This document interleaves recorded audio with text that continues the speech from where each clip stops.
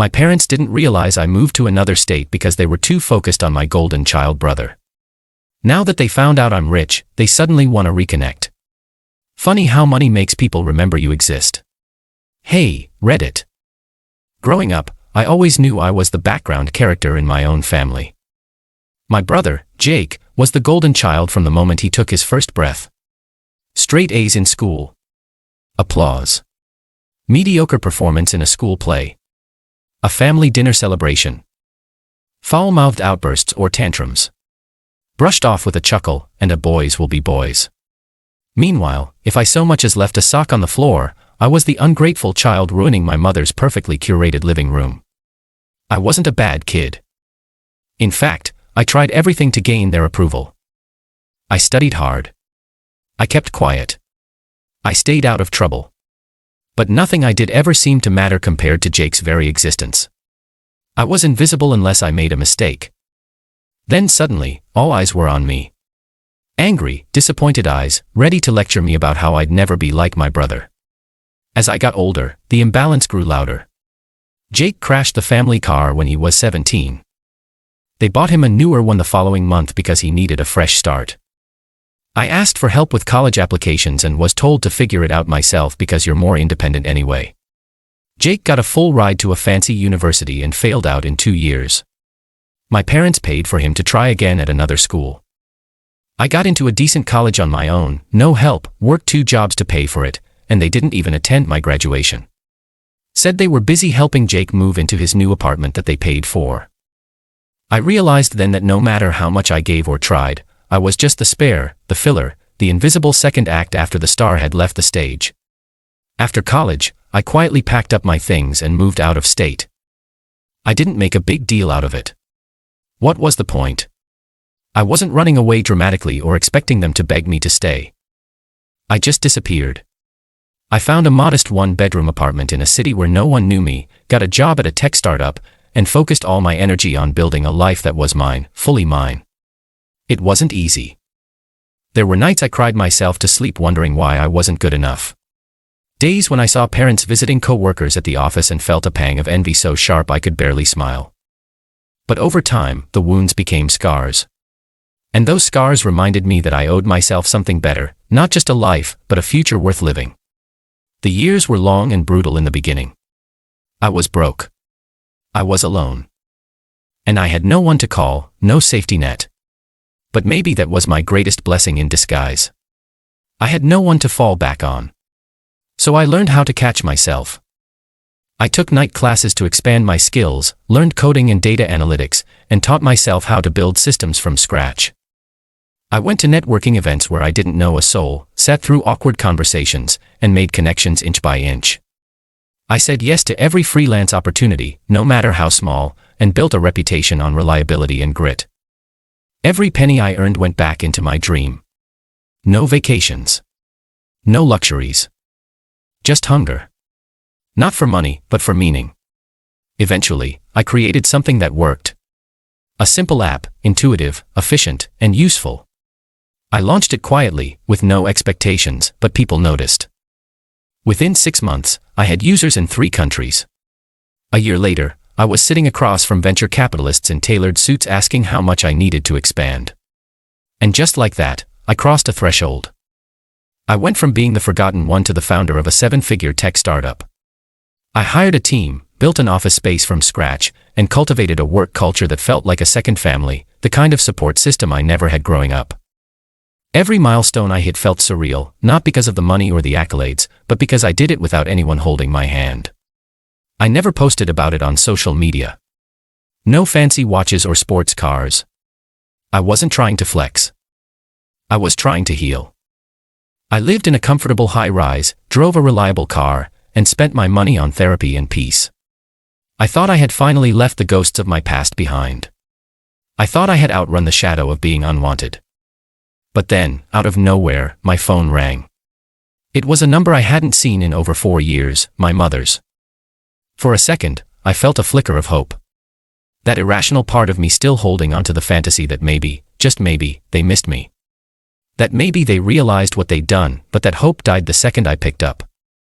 Her voice was drenched in sugar, a kind of false sweetness she never used with me growing up. She said she'd heard from a family friend that I was doing really well now. That I had a company, some success, a good life. Suddenly, she missed me. Suddenly, she wanted to see me. Talk to me. Catch up. I asked her, bluntly, if she even knew I had moved out of state. She hesitated, then said something about me being independent, how they always knew I'd figure things out. The same excuse they used when they didn't show up for my graduation. The same hollow phrase they clung to every time they abandoned me emotionally. Then came the real reason for the call. Jake. My golden child brother. The center of their universe. Apparently, he'd hit a rough patch, again. Lost another job, ran up some debts, and was looking to start his own business now. She thought maybe I could help. Maybe I could lend him some money, mentor him, show him the ropes. I laughed. For the first time in years, I actually laughed right into the phone. She sounded stunned. I told her I had a meeting and hung up. The message was clear. They didn't want me. They wanted access to what I had built. Later that night, my dad sent me a message. He was never one for emotions, but now he was suddenly proud of me. Suddenly wanted to talk. Missed me. Said family should stick together. And just like that, the dominoes fell. Cousins I hadn't heard from in a decade were sending me messages. Childhood friends of the family liking my posts on LinkedIn. An uncle I barely remembered suddenly wanted to meet for lunch. It was like I had risen from the dead, all because I had something they considered valuable now. But what hurt the most wasn't their fake affection. It was realizing that even with all my success, all the self-worth I fought tooth and nail to reclaim, a small part of me still ached for their love. A part of me still wished they had reached out because they missed me, not because they missed what they could gain from me. That part of me is what made me sit on my couch that night and cry silently into my hands. Because no matter how much I grew, that wound never truly closed.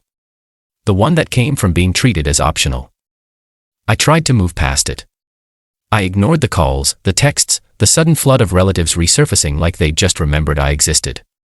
I poured myself back into work, told myself that their sudden interest didn't matter. But deep down, I knew something had shifted. And just when I thought I'd put it all behind me, when I was finally getting used to the silence again, they crossed a line. Because a few weeks later, they showed up. They showed up on a quiet Saturday afternoon. I was lounging in my apartment, just starting to unwind after a brutal work week. I hadn't told anyone in my family where I lived. Not the city. Not the building. Not a single hint. Yet somehow, they were at my door, my mother, my father, and of course, Jake. I stood there, frozen, staring at them through the peephole for a full minute before I even opened the door. I should have ignored it. I should have walked away. But curiosity got the best of me. Or maybe it was the need for closure. I opened the door slowly and the look on their faces, it was a mix of forced smiles, nervous energy, and the unmistakable air of expectation. My mother's voice rang out first, laced with fake cheer, acting as though this was some spontaneous reunion. We were just in the area. Thought we'd surprise you. My father gave me that awkward, silent nod he always used when he didn't know what to say. And Jake. He looked around the foyer of my apartment, clearly sizing it up, eyes catching on the sleek furnishings, the high ceilings, the polished hardwood floors. I didn't invite them in. I didn't have to. My mother walked in like she still owned every room I was ever in. I stood there, watching them invade the space I had built with my own blood, sweat, and sacrifice. They didn't ask how I'd been. They didn't apologize. They didn't acknowledge the years of silence. Instead, my mom commented on how nice everything looked, like she was touring a model home. Jake finally spoke, said something about how he always knew I'd do well, how proud he was. Then, as expected, the real reason for the visit surfaced. Jake had this idea for a business, a podcast, maybe an app, something vague and clearly underdeveloped. He needed capital, support, mentorship. He said I was the only one he trusted. The audacity made my skin crawl. I looked at them, really looked at them, and saw everything I used to crave and everything I had finally walked away from. My parents didn't come to reconnect. They came to cash in. They came to leverage the son they had abandoned when he had nothing, and now suddenly remembered when he had everything. They saw my success as a resource, not as a reflection of the child they had neglected for years. I asked them to sit down, and the room grew quiet. I took a breath and told them the truth, all of it. I told them how it felt growing up as the invisible child. How it felt to achieve something and have no one there to witness it. How I used to sit in silence on holidays, watching them pour all their attention into Jake while I practically faded into the wallpaper. I reminded them that they never called when I graduated college. That they never helped when I was struggling to afford groceries. That they didn't even notice when I left. And now, after all these years, they were standing in front of me asking for help. My mother tried to interrupt, tried to spin it like I was being ungrateful. Said family sticks together. That we always support each other. That Jake just needed a little boost. My father, true to form, stayed mostly silent, only speaking to say we shouldn't hold on to the past.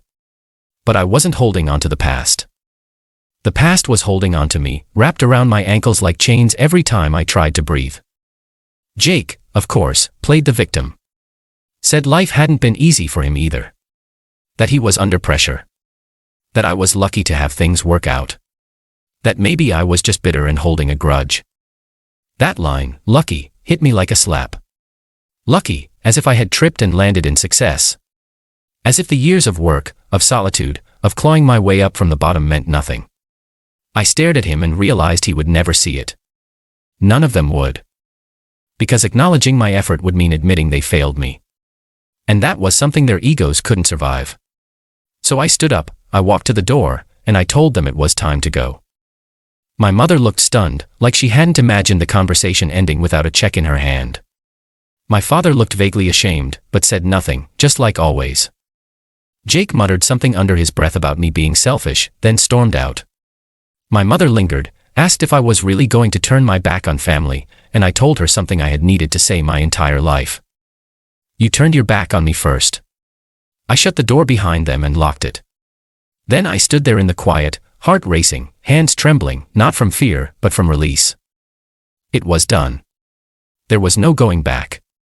The little boy inside me who used to beg for scraps of love had finally closed the chapter. I didn't feel triumphant. I felt free. For the first time, I wasn't trying to prove anything to anyone. I wasn't seeking validation or approval. I had built something real, not just the company, but a sense of self that no longer relied on people who had never truly seen me. Over the next few days, I expected the flood of calls, guilt-tripping texts, maybe even a dramatic post on social media. But instead, there was silence. Radio silence. Almost like they couldn't comprehend being told no. Almost like they didn't know how to react when their usual manipulation didn't work. I started to realize something important. Their silence didn't hurt me anymore. It didn't gnaw at my self-worth or send me spiraling like it once did. In fact, it felt peaceful, quiet, like finally being able to breathe after holding it in for years. That week, I had dinner with a few co-workers, people who had become my real family over time. We laughed, told stories, talked about future plans. Not once did I feel like I had to earn my place at that table. Not once did I feel small. That night, as I walked back into my apartment and looked around, I felt something I never thought I would: pride. Not just in my work, but in the person I had become despite everything. I didn't need them anymore. And I no longer wanted them either.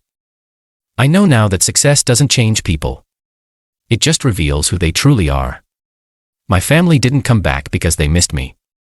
They came because they missed the control, the power, the idea of benefiting from something they didn't build. But I built myself alone, brick by brick, and no one can take that from me. They lost the right to be a part of my life the moment they treated me like a backup plan. And now I finally have the strength to say that, not with anger, but with peace.